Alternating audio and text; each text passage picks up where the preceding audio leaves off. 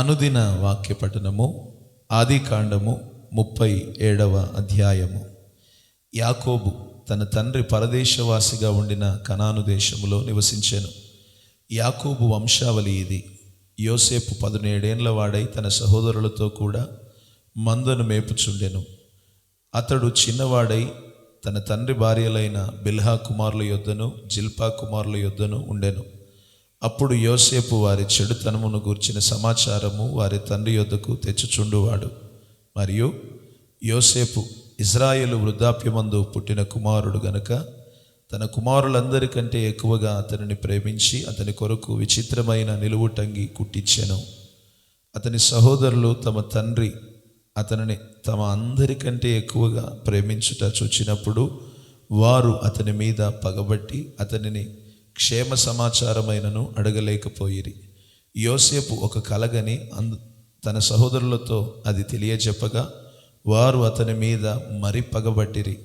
అతడు వారిని చూచి, నేను కనిన ఈ కలను మీరు దయచేసి వినుడి. అదేమనగా, మనము చేనిలో పనులు కట్టుచుంటిమి, నా పన లేచి నిలుచుండగా మీ పనులు నా పనును చుట్టుకొని నా పనకు సాష్టాంగపడినని చెప్పెను. అందుకు అతని సహోదరులు, నిశ్చయముగా మమ్ము నేలెదవా, మా మీద నీవు అధికారి వగుదువా అని అతనితో చెప్పి అతని కలలను బట్టి అతని మాటలను బట్టి అతని మీద మరింత పగబట్టిరి. అతడు ఇంకొక కలగని తన సహోదరులకు తెలియజేసి, ఇదిగో నేను మరి ఒక కలగంటిని, అందులో సూర్య చంద్రులను 11 నక్షత్రములను నాకు సాష్టాంగపడినని చెప్పెను.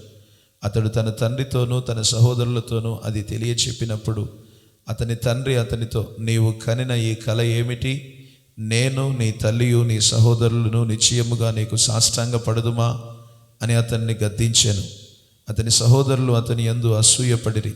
అయితే అతని తండ్రి ఆ మాట జ్ఞాపకముంచుకొనెను. అతని సహోదరులు షెకెములో తమ తండ్రి మందను మేపుటకు వెళ్ళిరి. అప్పుడు ఇజ్రాయేలు యోసేపును చూచి, నీ సహోదరులు షెకెములో మంద మేపుచున్నారు, నిన్ను వారి యొద్దకు పంపెదను రమ్మన్నప్పుడు అతడు మంచిదని అతనితో చెప్పాను. అప్పుడు అతడు, నీవు వెళ్ళి నీ సహోదరుల క్షేమమును మందక్షేమమును తెలుసుకొని నాకు వర్తమానము తెమ్మని అతనితో చెప్పి హెబ్రోను లోయలో నుండి అతన్ని పంపెను. అతడు షెకెమునకు వచ్చెను. అతడు పొలములో ఇటు అటు తిరుగుచుండగా ఒక మనుష్యుడు అతనిని చూచి, నీవేమి వెతుకుచున్నావని అతనిని అడిగాను. అందుకతడు, నా సహోదరులను వెతుకుచున్నాను, వారు ఎక్కడ మందును మేపుచున్నారో అది దయచేసి నాకు తెలుపమని అడిగాను. అందుకు ఆ మనుష్యుడు, ఇక్కడి నుండి వారు సాగి వెళ్ళిరి, వారు దోతానుకు వెళుదము రండని చెప్పుకుంటా వింటినని చెప్పాను. అప్పుడు యోసేపు తన సహోదరుల కోసం వెళ్ళి దోతానులో వారిని కనుగొనెను. అతడు దగ్గరకు రాకమునుపు వారు దూరము నుండి అతనిని చూచి అతన్ని చంపుటకు దురాలోచన చేసిరి. వారు, ఇదిగో ఈ కలలు కనువాడు వచ్చుచున్నాడు, వీరిని చంపి ఇక్కడున్న ఒక గుంటలో పారవేసి దుష్టమృగం వీరిని తినివేసినని చెప్పుదము. అప్పుడు వీని కలలేమగునో చూతము రండని ఒకరితో ఒకడు మాట్లాడుకొనిరి.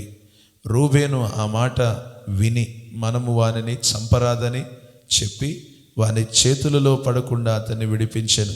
ఎట్లనగా, రూబేను అతని తండ్రికి అతన్ని అప్పగించుటకై వారి చేతులలో పడకుండా అతన్ని విడిపింపదలచి, రక్తము చిందింపకుడి, అతనికి హాని ఏమీయో చేయక అడవిలోనున్న ఈ గుంటలో అతన్ని పడద్రోయుడని వారితో చెప్పాను. యోసేపు తన సహోదరుల యొద్దకు వచ్చినప్పుడు వారు యోసేపు అంగీని, అతడు తొడుక్కొని ఉండిన ఆ విచిత్రమైన నిలువుటంగిని తీసివేసి అతన్ని పట్టుకొని ఆ గుంటలో పడద్రోసిరి. ఆ గుంట వట్టిది, అందులో నీళ్లు లేవు. వారు భోజనము చేయ కూర్చుండి కన్నులెత్తి చూడగా ఐగుప్తునకు తీసుకుని పోవుటకు గుగ్గిలము మస్తకియు బోలమును మోయుచున్న ఒంటెలతో ఇష్మాయిలీయులైన మార్గస్థులు గిలాదు నుండి వచ్చుచుండిరి. అప్పుడు యూదా, మనము మన సహోదరుని చంపి వారి మరణమును దాచిపెట్టినందువలన మనకేమి ప్రయోజనము? ఈ ఇష్మాయిలీయులకు వారిని అమ్మివేయుదము రండి, వాడు మన సహోదరుడు, మన రక్త సంబంధి కదా, వానికి హాని ఏమీయూ చేయరాదని తన సహోదరులతో చెప్పాను. అందుకతని సహోదరులు సమ్మతించిరి. మిద్యానీయులైన వర్తకులు ఆ మీదుగా వెలుచుండగా వారు ఆ గుంటలో నుండి యోసేపును పైకి తీసి ఆ ఇష్మాయేలీయులకు 20 వెండి తులములకు 20 తులముల వెండికి అతనిని అమ్మివేసిరి. వారు యోసేపును ఐగుప్తునకు తీసుకొని పోయిరి. రూబేను ఆ గుంటకు తిరిగి వచ్చినప్పుడు యోసేపు గుంటలో లేకపోగా అతడు తన బట్టలు చింపుకొని తన సహోదరుల యొద్దకు తిరిగి వెళ్ళి, చిన్నవాడు లేడే, అయ్యో నేనెక్కడికి పోదుననగా వారు యోసేపు అంగీని తీసుకొని ఒక మేక పిల్లను చంపి దాని రక్తములు ఆ అంగీ ముంచి ఆ విచిత్రమైన నిలువుటంగీని పంపగా వారు తండ్రి యొద్దకు దానిని తెచ్చి, ఇది మాకు దొరికెను, ఇది నీ కుమారుని అంగి అవునో కాదో గుర్తుపట్టుమని చెప్పిరి. అతడు దానిని గుర్తుపట్టి, ఈ అంగి నా కుమారునిదే, దుష్ట మృగం వారిని తినివేశాను. యోసేపు నిశ్చయముగా చీల్చబడిన నేను.